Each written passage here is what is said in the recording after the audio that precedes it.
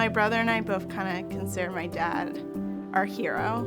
He worked in politics and he was really into his rowing. So he always was working out, on the weekends and whenever he got a chance. But also, he had an artistic side, whether it was, painting something or drawing something. I first learned about my husband Steve's leukemia. I got a phone call. I was up at school. Sarah called me and said, "Mom, Dad's on the floor in the bathroom and he's throwing up blood."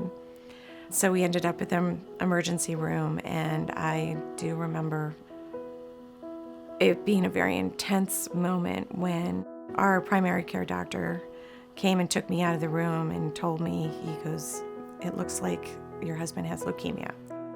I remember sitting on the bed with her holding my hand and telling me that Steve had AML, which was extremely difficult to cure.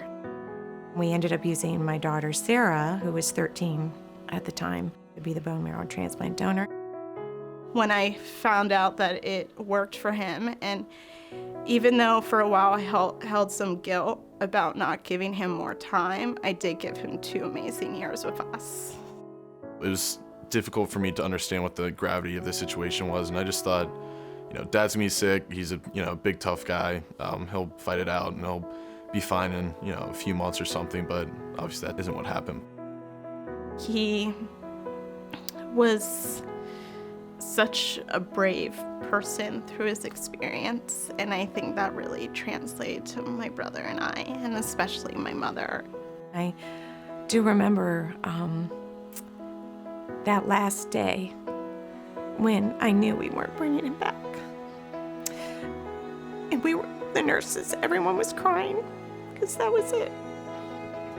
And I remember him looking at me saying, "Why is everyone crying?" And because I knew he wasn't coming back. Like Steve Vermillion, most patients with acute myeloid leukemia, or AML, have a very poor survival rate. The cure rate for AML is stuck at about 30%, and it hasn't changed. We have to do better. Leukemia doesn't discriminate. It can strike anyone, as health and fitness TV journalist Loriana Hernandez found out. All the years of covering health and fitness stories and covering some very dire situations, I didn't know how to deal with my own story.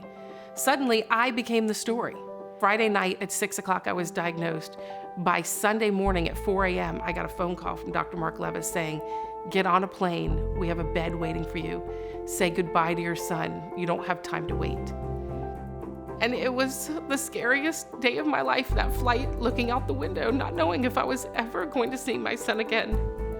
And the only hope I had was knowing that I had a support system, like the Leukemia and Lymphoma Society. Every day it began a series of losses for me. You lose your hair, you lose your sense of identity, you see your career go in a downward spiral, you temporarily lose your son, and then one by one you lose people on the hall, and you become terrified. Right now, the treatment we have is 40 years old and it hasn't changed.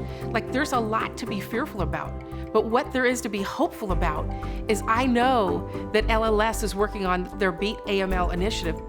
Our goal through the Beat AML trial is to do that and to bring new treatments to patients and new hope. We won't be finished until we see this leukemia eradicated, and we have work to do to make that happen. LLS needs your support so that we can fulfill our goal of finding cures for blood cancers and ensuring that every blood cancer patient has access to life-saving treatments.